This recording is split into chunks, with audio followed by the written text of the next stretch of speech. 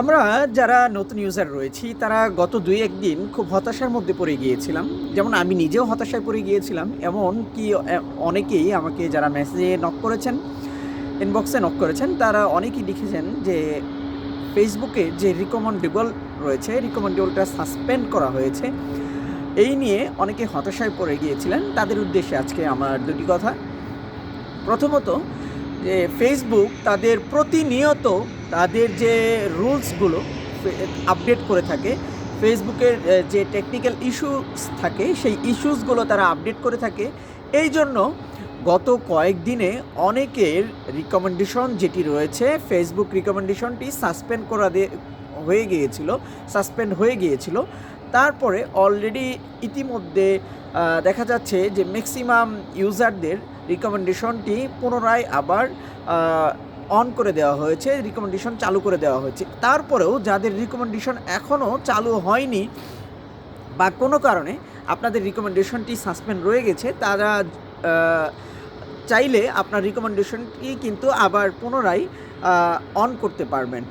আপনাদের যেটি করতে হবে তা হচ্ছে, আপনি আপনার কোনো পোস্ট, কোনো ভিডিও যদি আপনার কাছে মনে হয় যেটি আমার কপিরাইট কিংবা ফেসবুক ক্লেম ধরেছে, সেই ভিডিও অথবা পোস্টটি আপনাকে প্রথমে ডিলিট করতে হবে। দেন তারপর আপনাদের যে সেটিংস অপশন রয়েছে, সেই সেটিংস অপশনে গিয়ে সাপোর্ট ইনবক্স রয়েছে, সেই সাপোর্ট ইনবক্সে যেতে হবে এবং রিপোর্ট যে ইনবক্সটি রয়েছে সেখানে আপনাকে ক্লিক করতে হবে। তারপরে আপনাকে ইনক্লুড যে লেখাটি থাকবে সেই ইনক্লুডে কিন্তু আপনাকে অবশ্যই ক্লিক করতে হবে। দেন তারপরে আপনার যদি পেজ হয়ে থাকে তাহলে পেজে ক্লিক করবেন, আর যদি আপনার প্রোফাইল হয়ে থাকে তাহলে আপনি প্রোফাইলে ক্লিক করবেন।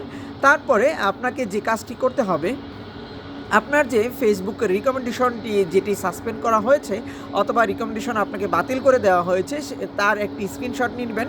সেখানে দেখবেন যে একটি ইমেজের অ্যাটাচের একটি অপশন রয়েছে। আপনি আপনার সেই যে স্ক্রিনশটটি সেখানে অ্যাটাচ করে দিবেন এবং সেখানে আপনি আপনার ফেসবুকের লিঙ্কটি শেয়ার করবেন এবং আপনি ফেসবুকের কাছে ছোট্ট করে একটি আবেদন করবেন যে আমি ফেসবুকের কাছে আবেদনটি এইভাবে করতে পারেন যে আমার পেজটি হঠাৎ করে বা আমার প্রোফাইলটি হঠাৎ করে সাসপেন্ড করা হয়েছে।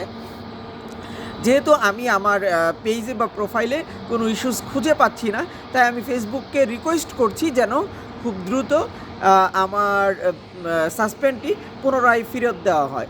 আমি আশা করি আপনাদের সবার উপকার হবে এবং খুব দ্রুতই আপনারা আপনাদের আগের পেজটি, আগের প্রোফাইলটি রিকমেন্ডেশন অবস্থায় ফিরে পাবেন। যদি আমার এই ভিডিওটি আপনাদের উপকারে আসে, অবশ্যই লাইক এবং শেয়ার করবেন। ভালো থাকবেন। অন্য কোনো দিন দেখা হবে অন্য কোনো ভিডিও নিয়ে। আল্লাহ হাফেজ।